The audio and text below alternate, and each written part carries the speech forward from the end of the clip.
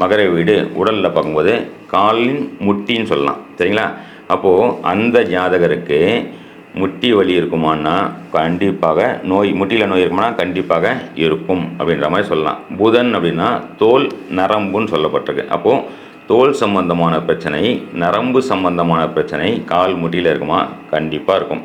அது உள்ள ஒரு உயிர் இருக்குது தெரியுமா 10ஆம் வீட்டில். அதே நேரத்தில் 10ஆம் வீடு நம்பது தொழில் ஸ்தானமும் சொல்லியிருக்கோம். அப்போது கடன் தொழில் வரும். 6ஆம் வீட்டு அதிபதி 10ல் இருக்காரு, கடன் தொழிலில் வரும் சொல்லலாம். அது உள்ள ஒரு உயிர் ஒன்று இருக்குது. அந்த உயிர் யார் தெரியுமா? 7வது வீடு, மேஷ லக்னத்துக்கு 7வது வீடு துலாம் லக்னமாக வரும். அந்த துலாம் லக்னத்திலேருந்து துலாம் 1, விருச்சகம் 2, தனுசு 3, மகரம் 4வது வீடு, அதாவது மனைவி அல்லது கணவனின் அம்மா, அதாவது ஜாதகரின் மாமியாராக வரும். மாமியார்கிட்ட விரோத போக்கு அந்த ஜாதகருக்கு இருக்குமா? 100% இருக்குங்க.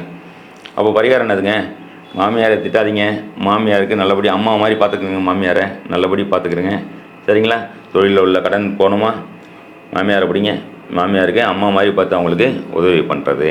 அதே மாதிரி இப்போ உதாரணம் 6ஆம் வீட்டு அதிபதி 2ல் இருக்காருங்க. 2ன்னா மேஷ லக்னத்துக்கு 2ன்னு பார்க்கும்போது ரிஷப லக்னத்தில் இருக்காருன்னு வச்சுங்களேன். கடன் பேச்சின் மூலயமா, பேசியே 2ன்னா பேச்சின் மூலியமாக கடன் வரும். நோய் 2ஆம் பாவம்னும் போது